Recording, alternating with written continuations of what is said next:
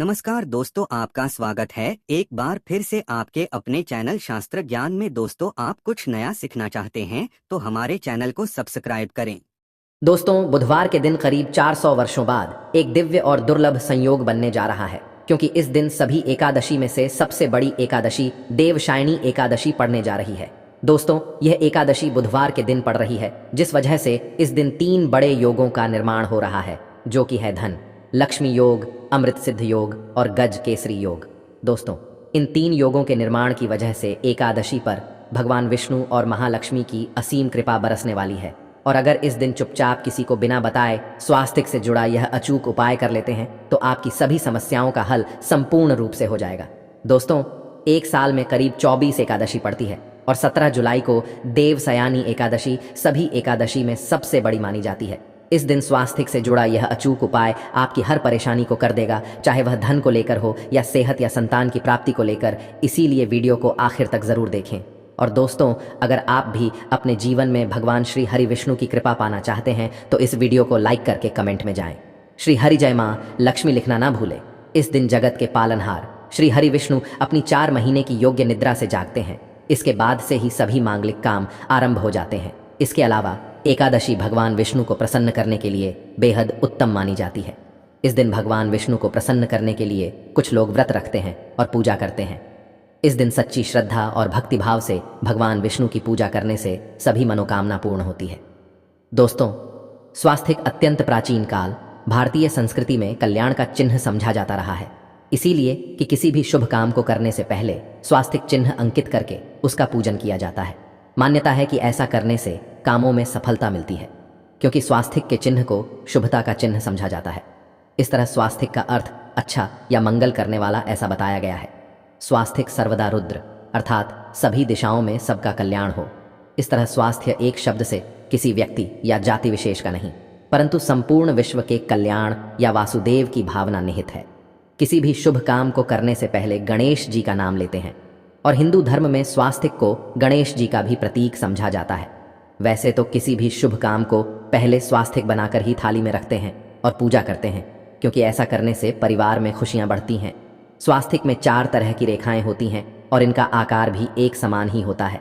रघुवेश की भाषा में स्वास्तिक को सूर्य का प्रतीक समझा गया है और उसकी 4 भुजा उपमा दी गई है। पौराणिक मान्यता है कि 4 दिशाओं यानी पूर्व, पश्चिम, उत्तर, दक्षिण की ओर यह 4 भुजाएं इशारा करती हैं, और हिंदू धर्म में इनको 4 वेदों से जोड़कर भी कहा जाता है, यानी ऋग्वेद, यजुर्वेद, अथर्ववेद और सामवेद। स्वास्तिक की 4 रेखा सृष्टि से रचनाकार भगवान ब्रह्मा के 4 सिरों को दर्शाती हैं, और 4 पुरुषार्थ यानी 4 आश्रम, 4 लोग, 4 देवों यानी ब्रह्मा, विष्णु और गणेश की तुलना भी की गई है। इसके मध्य में जो बिंदु है भगवान विष्णु की नाभि मानी जाती है, जिसमें से भगवान ब्रह्मा प्रकट होते हैं। और स्वास्तिक की 4 रेखाएं एक घड़ी की दिशा में चलती हैं, जो संसार की सही दिशा में चलने का चिन्ह है। यह है स्वास्थ्य महत्ता। इस एकादशी के दिन घर के मुख्य द्वार पर शुभ मंगल चिन्ह स्वास्तिक स्वरूप बनाए आप चावल और कुमकुम की सहायता से बना सकते हैं। चावल के घोल से बना सकते हैं, या फिर कुमकुम यानी सिंदूर और घी, सिंदूर और तेल मिलाकर के भी बना सकते हैं। ऐसा करने से वास्तु दोष दूर हो जाता है। इससे मनोकामना हो की पूर्ति हो जाती है। घर से क्लेश, कलह, बेचैनी दूर हो जाती है। तंत्र मंत्र क्रिया से भी रक्षा होती है। इसे शुभ काम के पहले अंकित किया जाता है, क्योंकि स्वास्तिक को मान सम्मान, सफलता और उन्नति का प्रतीक समझा जाता है। स्वास्तिक सभी दिशा से देखने पर एक ही सम्मान लगता है। आपने उल्टा स्वास्तिक ही देखा होगा, परंतु उल्टा स्वास्तिक के उपाय अलग होते हैं और सीधे स्वास्तिक के उपाय अलग होते हैं। अगर जीवन में बहुत परेशानियां हों तो एकादशी के दिन तांबे या चांदी का स्वास्तिक प्राण प्रतिष्ठा करवाकर घर की चौखट पर लगवा दो। बाजार से अलग अलग साइज के मिल जाते हैं, उसे लाकर पूजा घर में रखकर पूजा करें। इससे घर में लक्ष्मी का वास हो जाता है। धन प्राप्ति हेतु चांदी का स्वास्तिक नवरात्रों में भी लगाया जाता है, परंतु सबसे अच्छा है कि सिंदूर और घी या तेल मिलाकर के यह, या फिर चावल और हल्दी के घोल से बना दे कि मुख्य द्वार पर स्वास्तिक बनाते हैं तो ज़्यादा बड़ा मत बनाइए। 9 अंगुल से बड़ा बिल्कुल नहीं होना चाहिए। 3-4 अंगुल का बनाइए, यह उत्तम होगा। अगर आपके घर के सामने पेड़ या खंभा है तो वास्तु दोष उत्पन्न होता। ऐसे वास्तु दोष के प्रभाव को स्वास्तिक रोकता है। स्वास्तिक का चिन्ह देवता को प्रसन्न करने के लिए खासकर बनाया जाता है। एकादशी तिथि पर आप थाली में या चौकी पर स्वास्तिक बनाकर उस पर मूर्ति करते हैं तो देवता प्रसन्न हो जाते हैं। आप चाहे तो घर के मंदिर में इष्ट देवता के पास स्वास्तिक का चिन्ह रख सकते हैं। तो दोस्तों, स्वास्थिक के कौन कौन से उपाय घर में धन लाते हैं, धन प्राप्ति कराते हैं, जानते हैं इस वीडियो में। परंतु दोस्तों, उससे पहले आपसे रिक्वेस्ट करते कि वीडियो को लाइक ज़रूर करिएगा, दोस्तों को शेयर कर दीजिएगा, और अगर अभी तक आपने चैनल को सब्सक्राइब नहीं किया है तो चैनल को सब्सक्राइब करके बेल ज़रूर दबाइए। दोस्तों, इस एकादशी पर मुख्य द्वार की दहलीज के दोनों तरफ स्वास्तिक का चिन्ह बनाकर उसकी पूजा करें। स्वास्तिक पर चावल की ढेरी बनाएं और एक एक सुपारी रख दें, तो ऐसा करने से अपार धन की प्राप्ति होती है, कामों में सफलता मिलती है। इस एकादशी के दिन नहाने के पानी में तुलसी का पत्ता या बेलपत्र डालकर नहाई। यह स्नान के जल में जब आप बेलपत्र डाल देते हैं तो सभी तीर्थ स्थानों में स्नान करने सम्मान पुण्य फल आपको हासिल हो जाते हैं। आप चाहे तो कुशाघास भी डालकर नहा सकते हैं। एकादशी पर भगवान श्री हरि विष्णु जी के साथ ही महालक्ष्मी और भगवान शिवा की पूजा करें।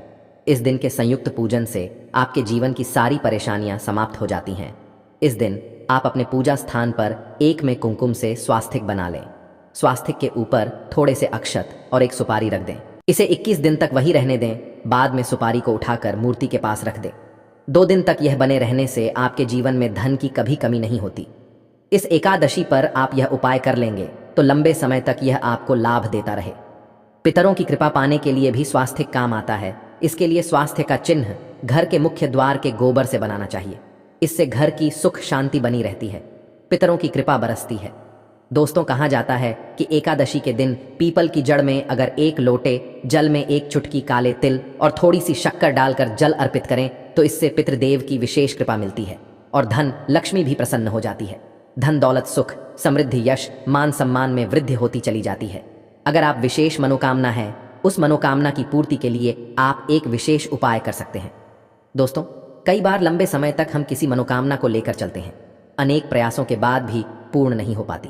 ऐसे में एकादशी के दिन आप आसपास के किसी भी मंदिर में जाकर मंदिर की दीवार पर सिंदूर से उल्टा स्वास्तिक बना दें।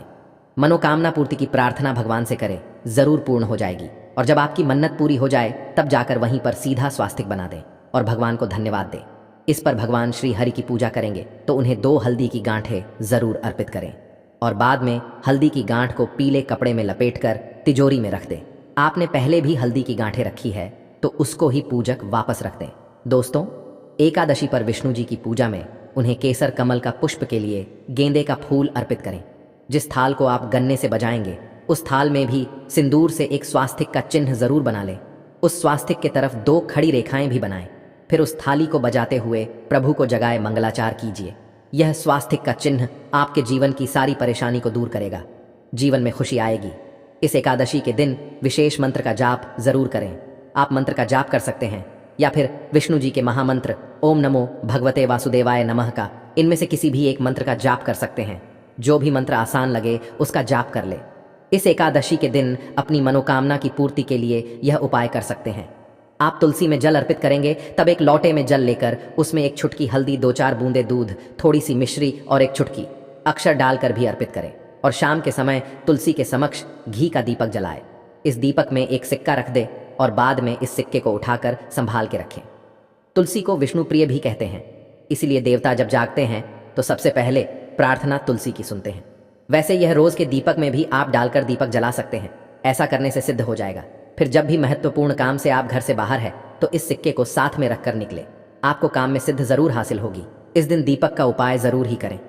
एक दीपक घर के मुख्य द्वार पर अंदर की तरफ से या फिर पास के किसी मंदिर में, एक दीपक तुलसी के नीचे, एक दीपक अपने घर के पूजा स्थान पर इस दिन जरूर जलाएं।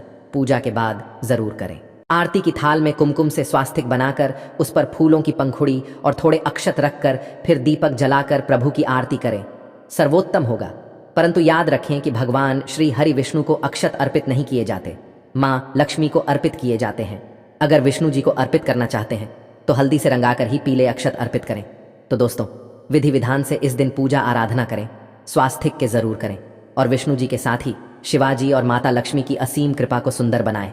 दोस्तों, भगवान विष्णु की कृपा के लिए इस एकादशी के दिन स्नान करते समय पानी में 1 चुटकी हल्दी डाल लें।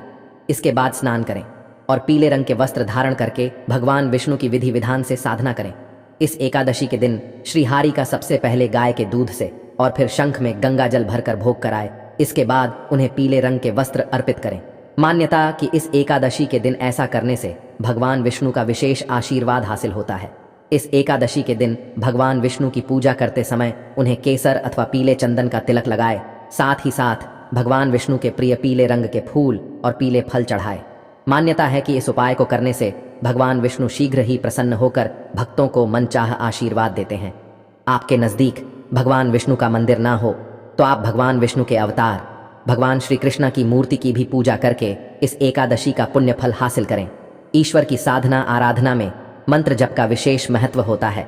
ऐसे में श्री राम दरबार की तस्वीर अपने घर में लेकर आए और श्री राम दरबार की तस्वीर का पूजन करें, या उनकी मूर्ति या उनसे जुड़ी किसी तरह की कोई चीज़ आपके पास है तो आप उनका पूजन करें।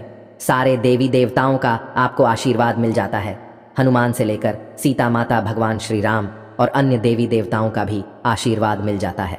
निश्चित तौर पर अपने घर के पूजा घर में एक साथ आप यह तस्वीर रख सकते हैं। इससे आपके जीवन में राज्य योग की हासिल हो सकती है दोस्तों। इसी तरह यदि आप अपने घर के पूजा घर में या किसी अन्य स्थान पर यदि कोई तस्वीर रखना चाहते हैं और उसे लगाकर अपने घर में लाभ हासिल करना चाहते हैं तो अपने घर में या पूजा को निश्चित तौर पर त्रिदेव की तस्वीर या मूर्ति एक ही स्थान पर लाकर जरूर रखनी चाहिए। ब्रह्मा, विष्णु और महेश, इन तीनों की संयुक्त से एक साथ तस्वीर अपने घर के मंदिर में या अपने घर में कहीं भी लाकर रख देनी चाहिए। समझा जाता है कि इन तीन देवताओं के एक साथ दर्शन करने मात्र से हमारे बड़े से बड़े विघ्न और बड़े से बड़े कष्ट ऐसे ही समाप्त हो जाते हैं। इसी वजह से इनकी एक साथ में तस्वीर या मूर्ति लाकर आपको पूजा जरूर करनी चाहिए। दोस्तों, अब बात करते हैं कि कुछ ऐसी तस्वीरें होती हैं या ऐसी मूर्तियां होती हैं जिनको आपको अपने पूजा घर में स्थान ही नहीं देना चाहिए। यदि आपने इन तस्वीरों को या मूर्ति को अपने घर के पूजा घर में स्थान दिया है तो समझ लीजिए कि आपको कंगाली का सामना करना पड़ेगा या फिर देवी देवताओं की क्रोध का सामना करना पड़ेगा। दोस्तों, एक बात बता कि मंदिर में कभी भी विषम संख्या में गणेश जी की मूर्तियां ना रखें, जैसे कि 1, 3 या 5 ऐसे रखना अशुभ समझा जाता है। 2 मूर्तियों को एक साथ रखना शुभ समझा गया है। यदि आप सिर्फ गणेश जी की मूर्ति रखते हैं तो इसके अलावा किसी भी तरह की मूर्ति आपको नहीं रखनी चाहिए। दोस्तों, मूर्ति स्थापित करते वक्त ध्यान दें कि गणेश जी का चेहरा सदैव घर के मुख्य दरवाजे की तरफ होना चाहिए ताकि आपको अच्छे और धन लाभ की हासिल हो। और इस बात का ध्यान रखें कि घर में अंगूठे से बड़े आकार का शिवलिंग आपको भूल कर भी नहीं रखना चाहिए। सदैव एक छोटा सा शिवलिंग रखें और इससे ज़्यादा शिवलिंग नहीं रखने चाहिए। दोस्तों, वैसे तो कोई अपने घर में शिवलिंग रखना ही नहीं चाहिए, उसके बाद भी यदि रखते हैं तो अंगूठे से बड़े आकार का शिवलिंग आपको नहीं रखना चाहिए। आप छोटा शिवलिंग रख दें और ध्यान रखें कि एक से ज़्यादा शिवलिंग आपको भूल कर भी नहीं रखने हैं। घर में यदि शिवलिंग रखते हैं तो शिवलिंग के ऊपर आपको तुलसी भूल कर भी अर्पित नहीं करनी चाहिए। यदि आपने शिवलिंग रख लिया है और उस पर तुलसी अर्पण कर दी तो देवी देवताओं के क्रोध का आपको सामना करना पड़ेगा। दोस्तों, मंदिर में यदि आप जिसकी तस्वीर रखना चाहते हैं, आप हनुमान जी के अनन्य भक्त हैं तो बैठे हुए हनुमान जी की मूर्ति ही रखें।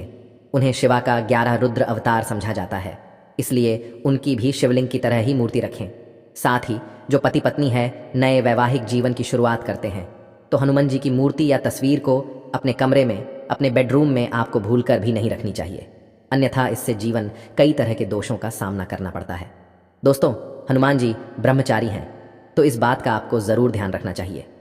दोस्तों, राधा कृष्णा की मूर्तियों को यदि आप जैसे अपने शयन कक्ष में सोते हैं और उन्हें आपके बेड के सामने की तरफ रखा है कि जैसे कि आप सुबह उठे और आपको उठते ही पहले उनके दर्शन हो जाए, तो समझ लीजिए कि आपका जीवन माला माल होने वाला है। किसी भी तरह का कोई दोहक धन की चिंता आपके जीवन में